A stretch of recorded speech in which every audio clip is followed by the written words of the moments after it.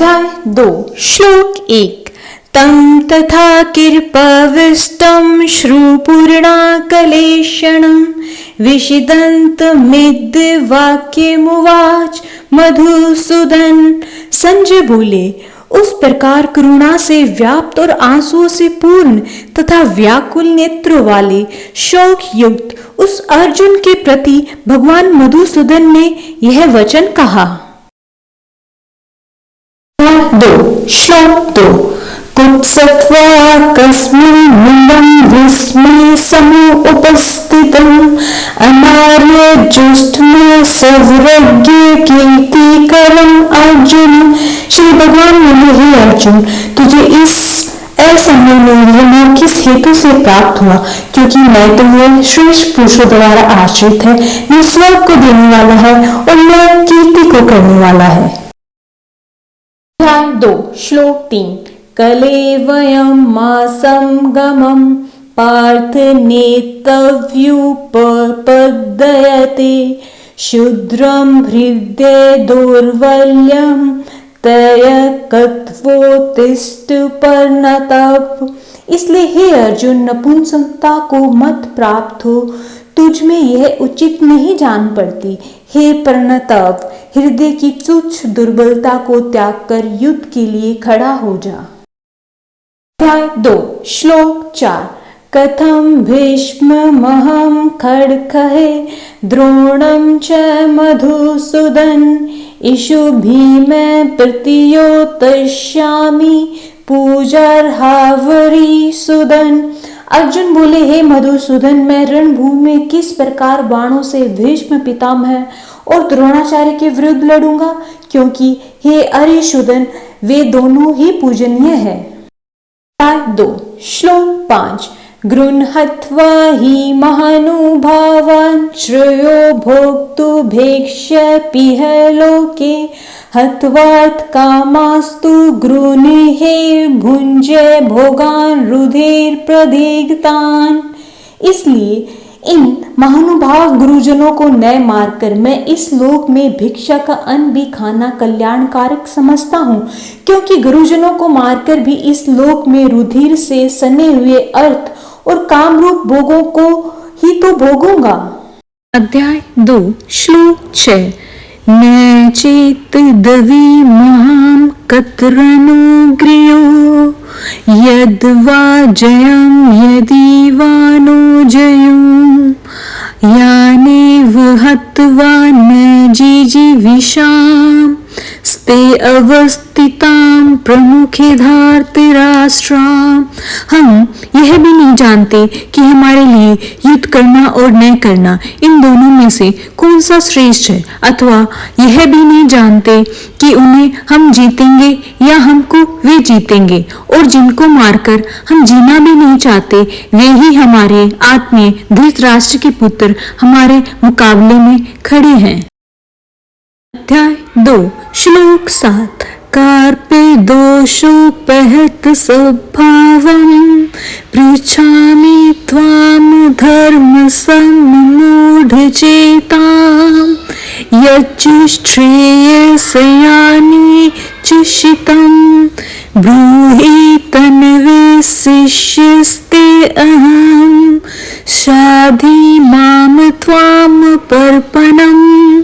इसलिए कायरता रूप दोष से अपहत हुए सद्भाव वाला तथा धर्म के विषय में मोहित चित हुआ मैं आपसे पूछता हूँ कि जो साधन निश्चित कल्याणकारक हो वह मेरे लिए कहिए, क्योंकि मैं आपका शिष्य हूँ, इसलिए आपके शरण हुए मुझको शिक्षा दीजिए। अध्याय 2 श्लोक 8 नहि पर्पुषामि ममाप्नुख्याघचोकमुच्छोषणं निनिद्रियाणाम् अवाश्य भूमावशपत्रमृदमं राज्यं शूराणामपि चाधिपत्यम्। क्योंकि भूमि में निष्कंटक धन धान्य संपन्न राज्यों को और देवताओं के स्वामी पने को प्राप्त होकर भी मैं उस उपाय को नहीं देखता हूँ जो मेरी इंद्रियों के सुखाने वाले शौक को दूर कर सके।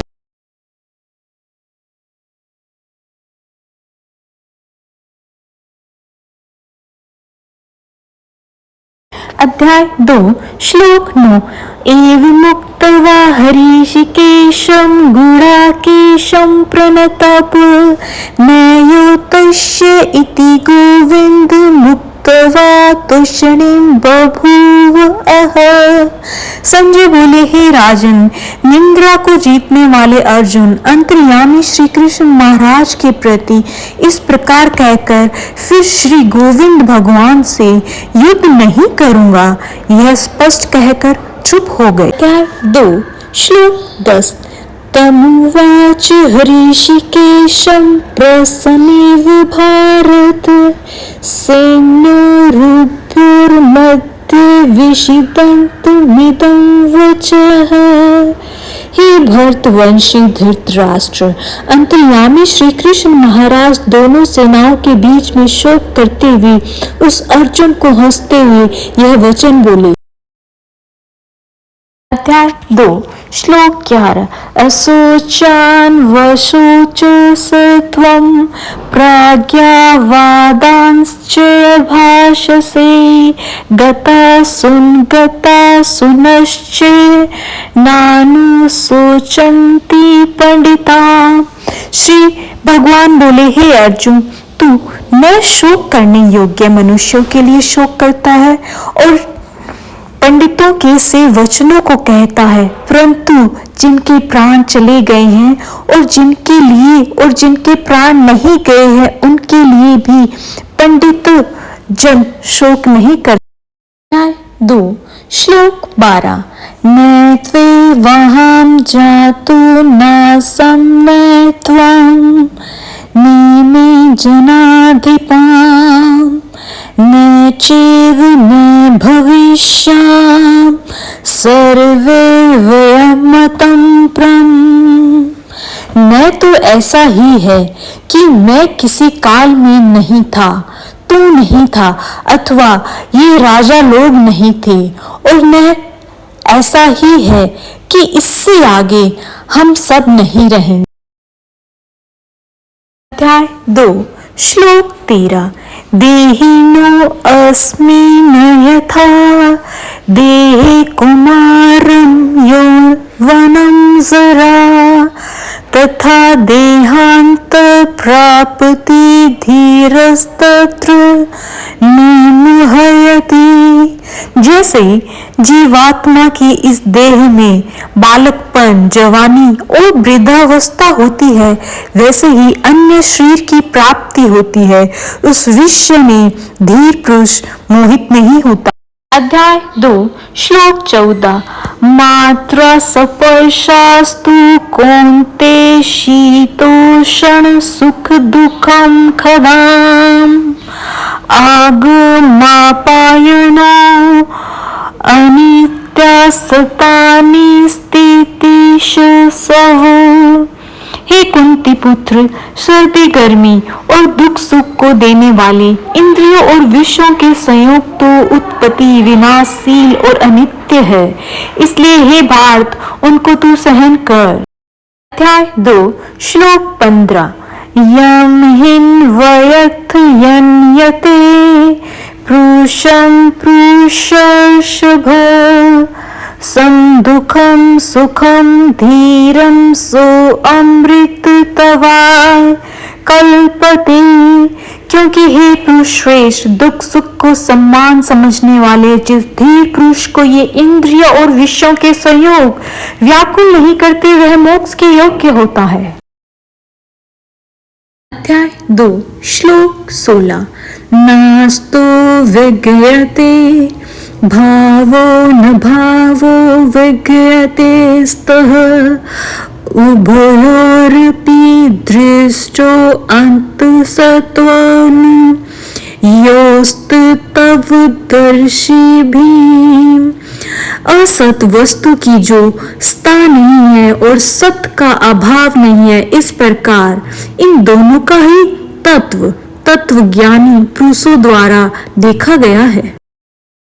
अध्याय 2 श्लोक 17 अविनाशी तुम तद विधेयेन सर्वमित्ततम् विनाशमव्ययशास्य न कश्चित् कृतमहर्ति।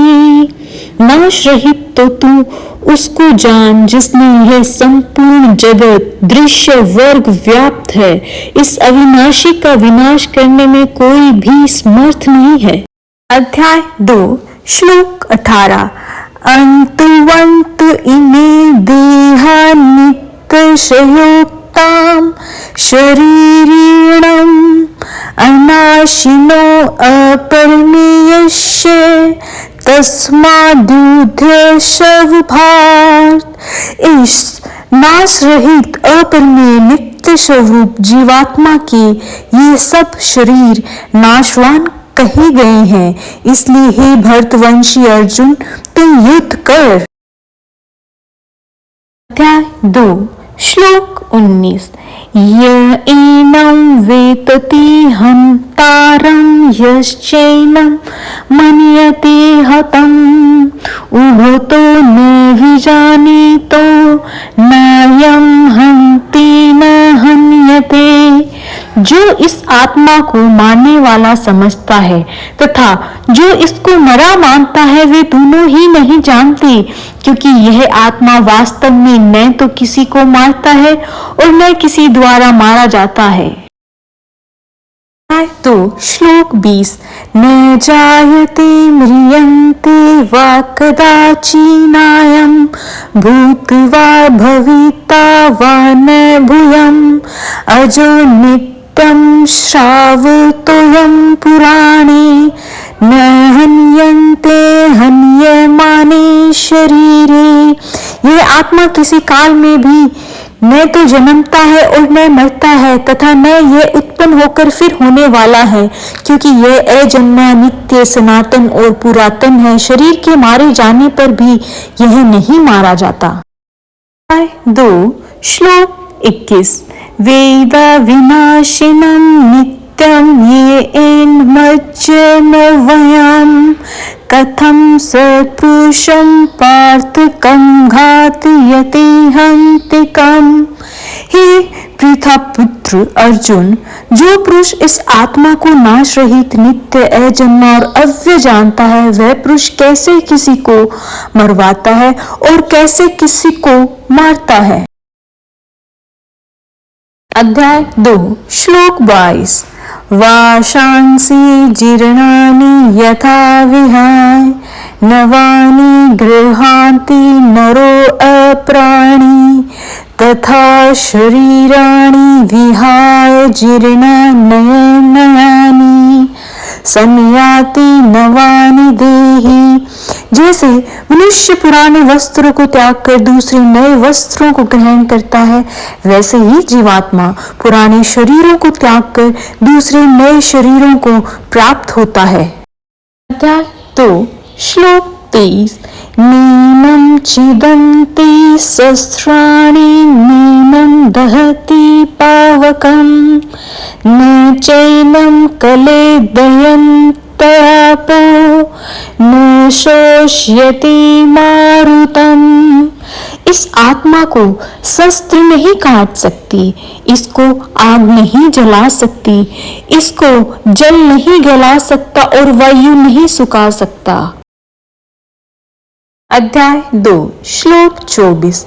अच्छेद्यो अयं दाहयो अयं कलेदयो अशोष्य एव नित्यं सर्वगतं सथाणुरचलो अयं सनातनम्। क्योंकि यह आत्मा अछेद्य है, यह आत्मा अदाह्य कलेद्य और निसंदेह अशोष्य है तथा यह आत्मा नित्य सर्वव्यापी अचल स्थिर रहने वाला और सनातन है। अध्याय 2 श्लोक 25। अव्यक्तो अयं चिन्तयो अयं विकारो अयं मुच्यते तस्मादेवं विदितव्येनं नानुशोचितुं रहसि। यह आत्मा अव्यक्त है, यह आत्मा अचिंत्य है और यह आत्मा विकार रहित कहा जाता है। इससे हे अर्जुन, इस आत्मा को उपयुक्त प्रकार से जानकर तू शोक करने के योग्य नहीं है, अर्थात तुझे शोक करना उचित नहीं है। अध्याय 2 श्लोक 24 अथ चैनं नित्यजातं नित्यं वा मन्यसे मृतं तथापि त्वं महाबाहो नैवं शोचितुमर्हसि। किंतु यदि तू इस आत्मा को सदा जन्मने वाला तथा सदा मरने वाला मानता हो तो भी हे महाबाहो, तो इस प्रकार शोक करने योग्य नहीं है। अध्याय 2 श्लोक 27 जात सत ही ध्रुवो मृत्यु ध्रुवं जन्म मृत्युश्च च तस्माद् प्रीहारेर अर्थेन त्वं शोचितुमर्हसि।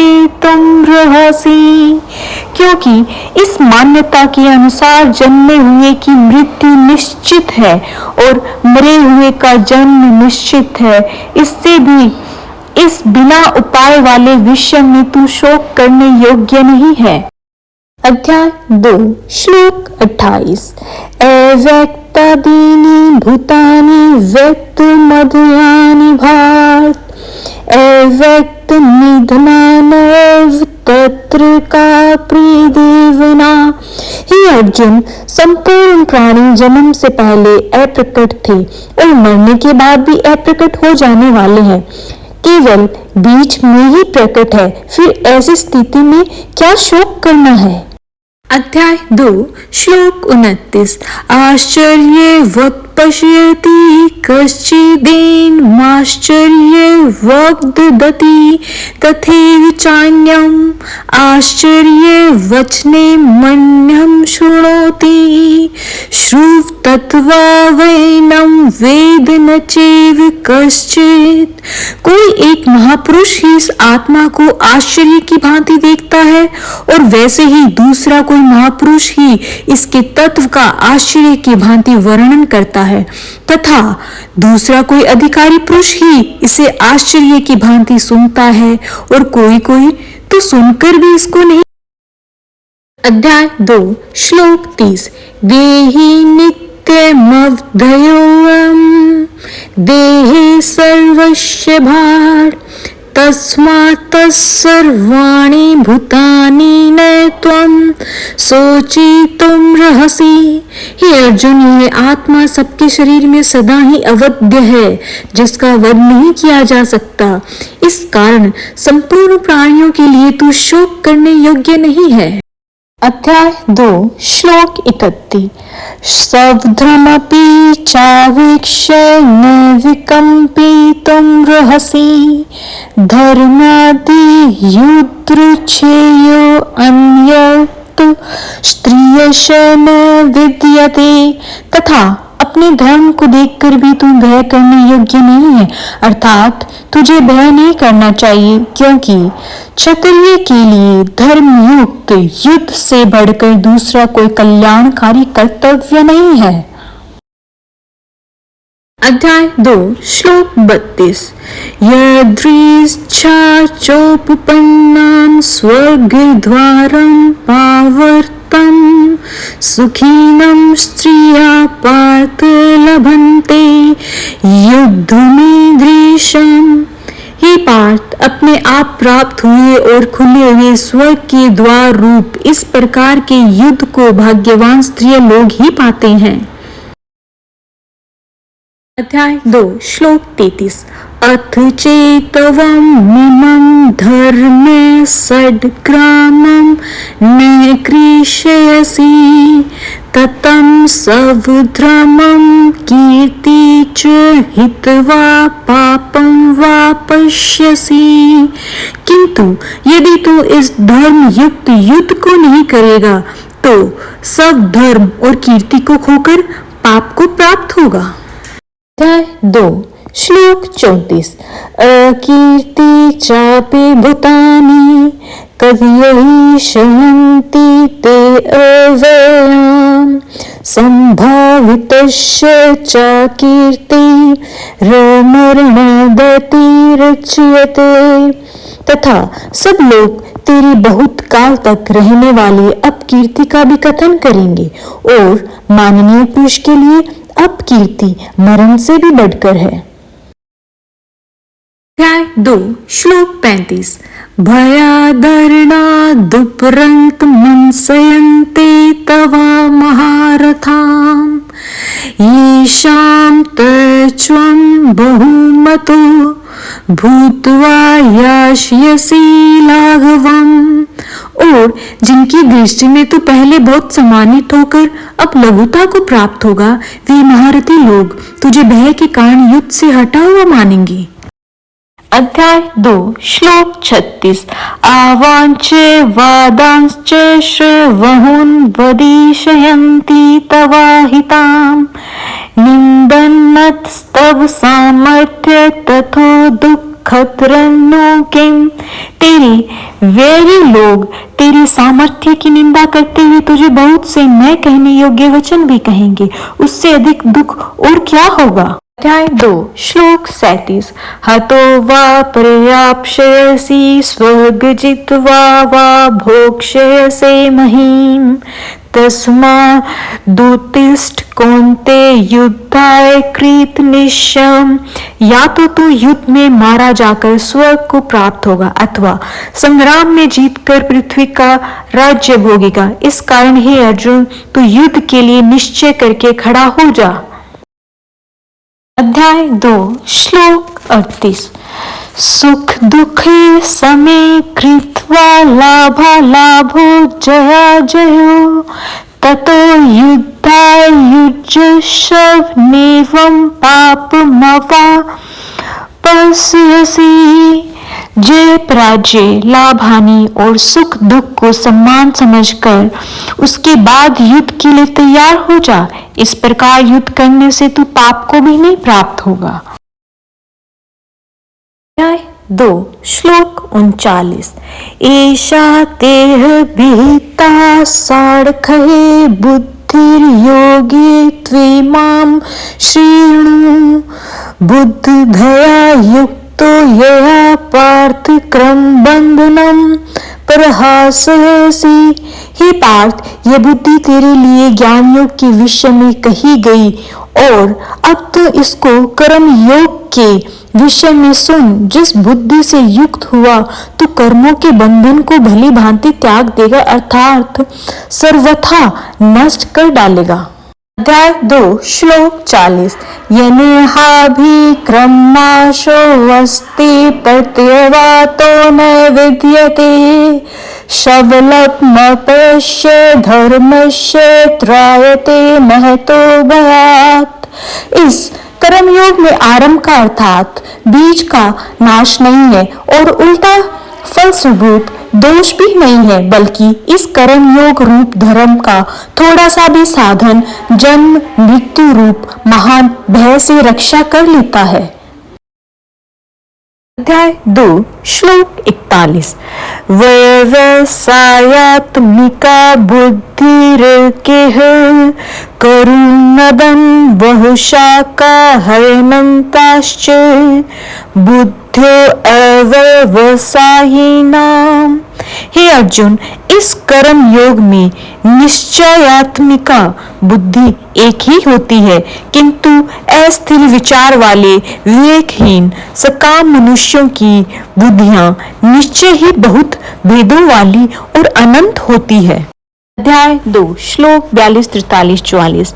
यामिमां पुष्पितां वाचं पर्वदन्य विपश्यतं वेदवादरतां पार्थ नान्यदस्तीतिवादिनं कामात्मानं स्वर्गपरा जन्म कर्म फलप्रदां क्रिया विश्लेष बहुलां भोगे वश्रय गति प्रति भोगे वश्रय परसक्तानां तप्तया बहुरत चेतसां व्यवसायात्मिकां बुद्धिं स्मादो न विधीयते। हे अर्जुन, जो भोगों में तन्मय हो रहे हैं, जो कर्म फल के प्रशंसक वेद वाक्यों में ही प्रीति रखते हैं, जिनकी बुद्धि में स्वर्ग की ही परम प्राप्य वस्तु है और जो स्वर्ग से बढ़कर दूसरी कोई वस्तु ही नहीं है, ऐसा कहने वाले हैं वे अविवेक जन इस प्रकार की जिस पुष्पित अर्थात दिखाऊ शोभा युक्त वाणी को कहा करते हैं, जो कि जन्म रूप कर्म फल देने वाली एवं भोग तथा ऐश्वर्य की प्राप्ति के लिए नाना प्रकार की बहुत सी क्रियाओं का वर्णन करने वाली है, उस वाणी द्वारा जिनका चित्त हर लिया गया है, जो भोग और ऐश्वर्य में अत्यंत आसक्त है, उन पुरुषों की परमात्मा में निश्चय यात्मिका बुद्धि नहीं होती। अध्याय 2 श्लोक 45 त्रिगुणीये विषया वेद निशस्त्रे गुणियो भवार्जुन निर्दव दवो नित्य सत्वस्तो निर्योगशीम आत्मवान। हे अर्जुन, वेद उपयुक्त प्रकार से तीनों गुणों के कार्य रूप समस्त भोगों एवं उनके साधनों का प्रतिपादन करने वाले हैं, इसलिए तू उन भोगों एवं उनके साधनों में आसक्तिहीन, हर्ष शोकांदी द्वंद्वों से रहित, नित्य वस्तु परमात्मा में स्थित योग, अप्राप्त की प्राप्ति का नाम योग है, क्षेम प्राप्त वस्तु की रक्षा का नाम क्षेम है, को न चाहने वाला और स्वाधीन अंतम करण वाला हो। अध्याय 2 श्लोक 46 यावानरथ उदपानो सर्वतम संपूर्णतोदके तावानर्वेषु वेदेषु ब्राह्मणस्य विजानतम।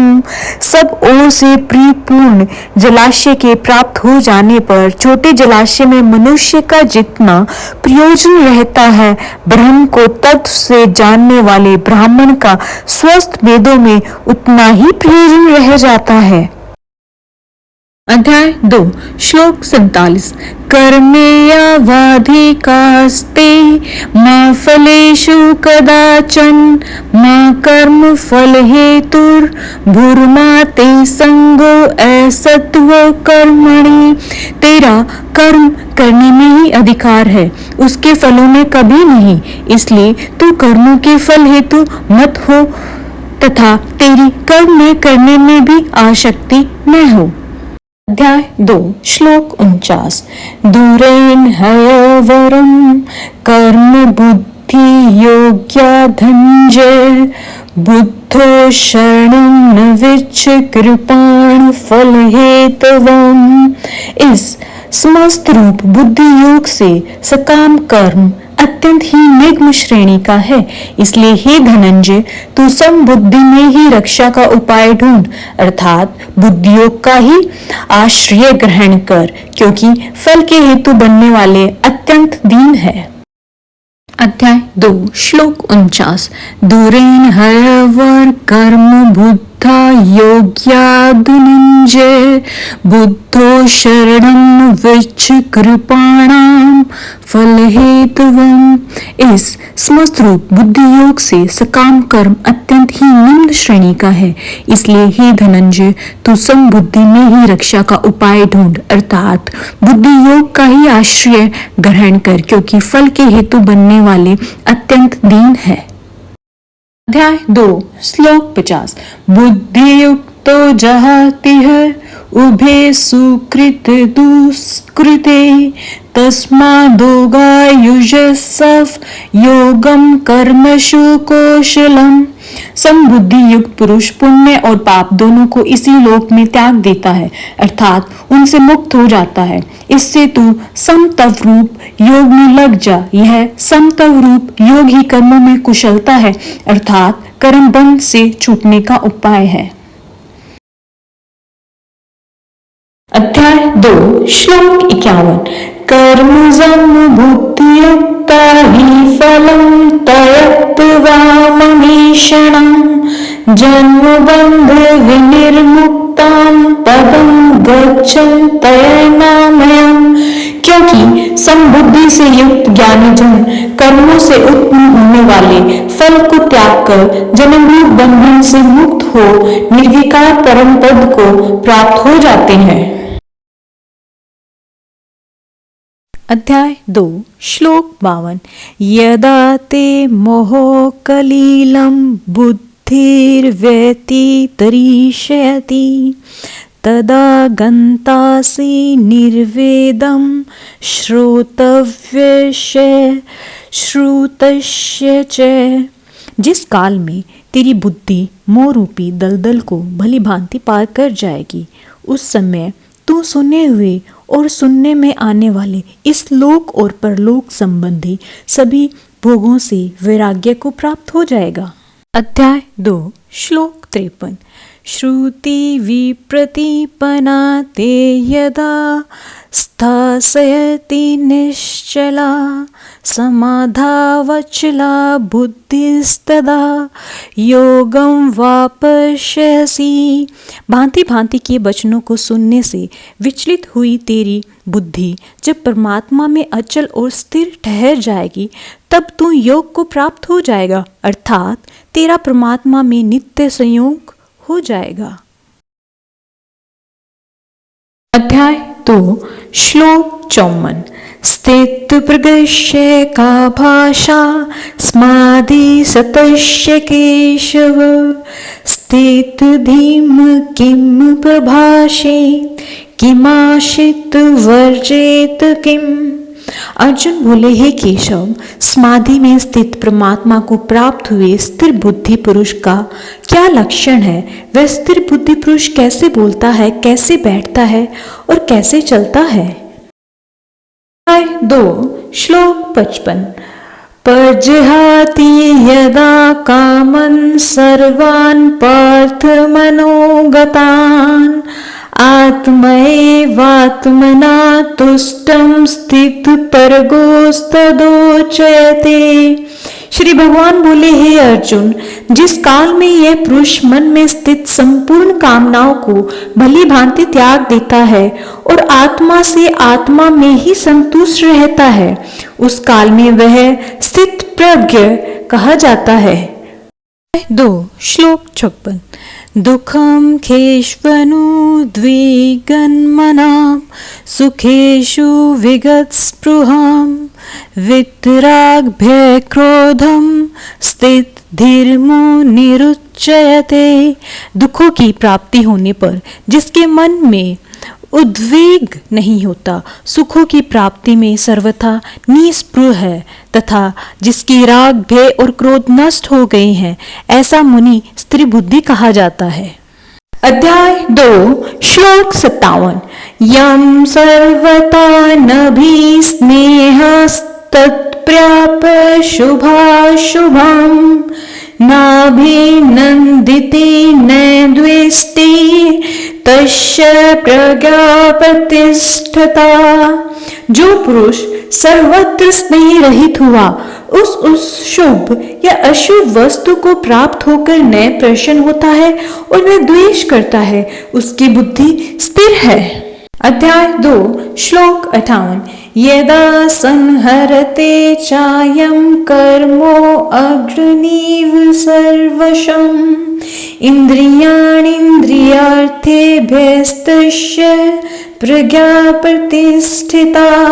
और कछुआ सब ओर से अपने अंगों को जैसे समेट लेता है, वैसे ही जब यह पुरुष इंद्रियों के विषय से इंद्रियों को सब प्रकार से हटा लेता है, तब उसकी बुद्धि स्थिर है, ऐसा समझना चाहिए। अध्याय 2 श्लोक 59 विषया विनिवर्तन्ते निराहारस्य देहिनम् रसो अपश्यस्य परम दृष्ट्वा निवर्तते। इंद्रियों द्वारा विषय को ग्रहण न करने वाले पुरुष के भी केवल विषय तो निवृत्त हो जाते हैं, परंतु उनमें रहने वाली आसक्ति निवृत्त नहीं होती।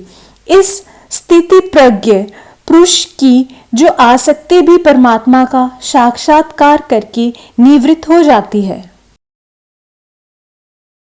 अध्याय 2 श्लोक 60 यततो हयपि कौन्ते पुरुषस्य विपश्चितम् इंद्रियाणि परमार्थिनि हरन्ति परसभं मनम्।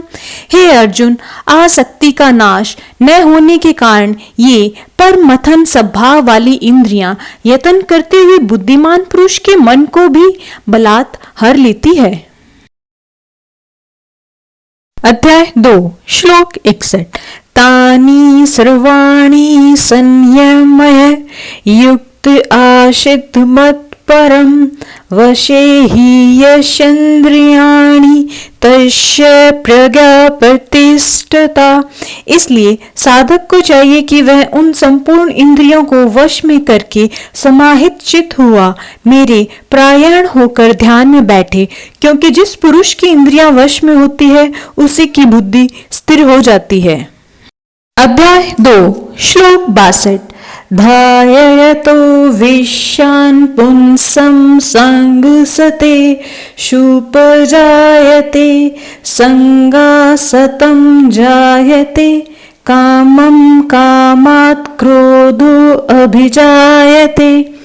विषयों का चिंतन करने वाले पुरुष की उन विषयों में आसक्ति हो जाती है, आसक्ति से उन विषयों की कामना उत्पन्न होती है और कामना में विघ्न पड़ने से क्रोध उत्पन्न होता है। अध्याय 2 श्लोक 63 क्रोधा भगवती समोहम समोहात् स्मृति भ्रमम स्मृति भरम शाद बुद्धिनाशो बुद्धिनाशात् परिणश्यति। क्रोध से अत्यंत मूढ़ भाव उत्पन्न हो जाता है, मूढ़ भाव से स्मृति में भ्रम हो जाता है, स्मृति में भ्रम हो जाने से बुद्धि अर्थात ज्ञान शक्ति का नाश हो जाता है और बुद्धि का नाश हो जाने से यह पुरुष अपनी स्थिति में गिर जाता है। अध्याय 2 श्लोक 64 रागे द्वेष वियुक्तेस्तु विषयानि निन्द्रिये च शरणम् आत्मवेशर विधियात्मा प्रसाद मदि गच्छति। परंतु अपने अधीन किए हुए अंतकरण वाला साधक अपने वश में की हुई राग द्वेष रहित इंद्रियों द्वारा विषय में विचरण करता हुआ अंतकरण की प्रसन्नता को प्राप्त होता है। अध्याय 2 श्लोक 65 प्रसादे सर्दुखम खानाम हानि सयोपजायते प्रसन्नचेतसो हयाशु बुद्धिं परवतिष्ठते। अंत कारण की प्रसन्नता होने पर इसके संपूर्ण दुखों का अभाव हो जाता है और उस प्रसन्नचित्त वाले कर्मयोगी की बुद्धि शीघ्र ही सब ओर से हटकर एक परमात्मा में ही भली भांति स्थिर हो जाती है। अध्याय 2 श्लोक 66 नास्ति बुद्धिर्युक्तस्य न चायुक्तस्य भावना न चाभावयतः शांतिर्शान्तस्य कुतः सुखम। न जीते हुए मन और इंद्रियों वाले पुरुष में निश्चयात्मिका बुद्धि नहीं होती और उस अयुक्त मनुष्य के अंतकरण में भावना भी नहीं होती तथा भावनाहीन मनुष्य को शांति नहीं मिलती और शांति रहित मनुष्य को सुख कैसे मिल सकता है।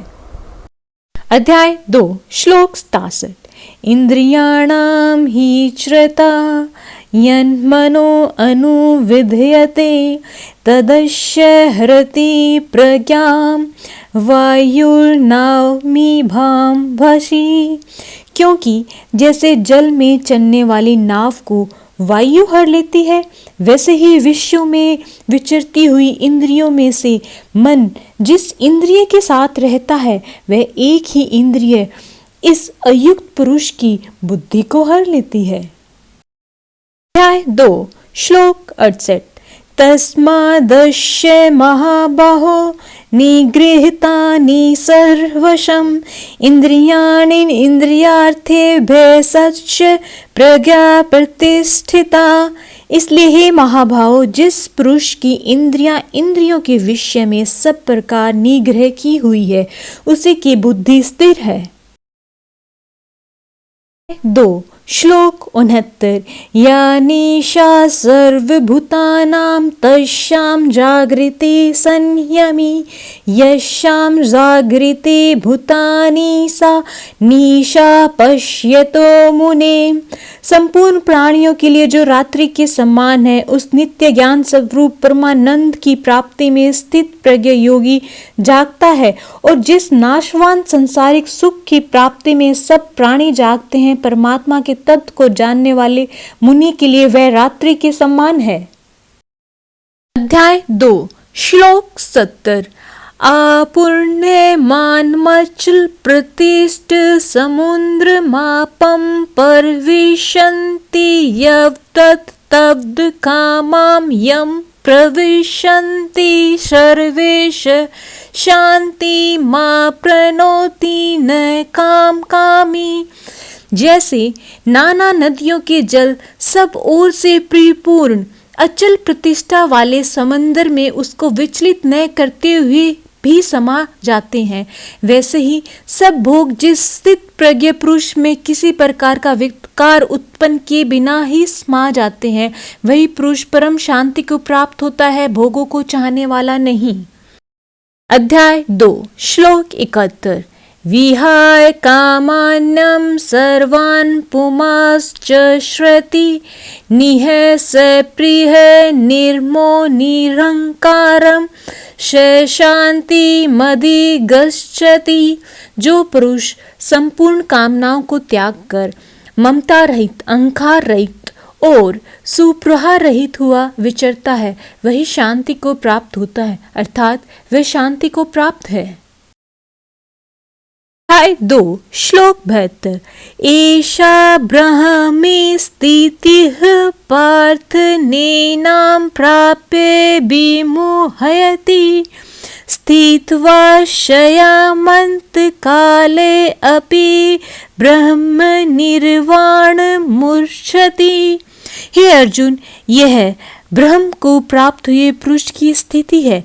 इसको प्राप्त होकर योगी कभी मोहित नहीं होता और अंत काल में भी इस ब्रह्मी स्थिति में स्थित होकर ब्रह्मानंद को प्राप्त हो जाता है।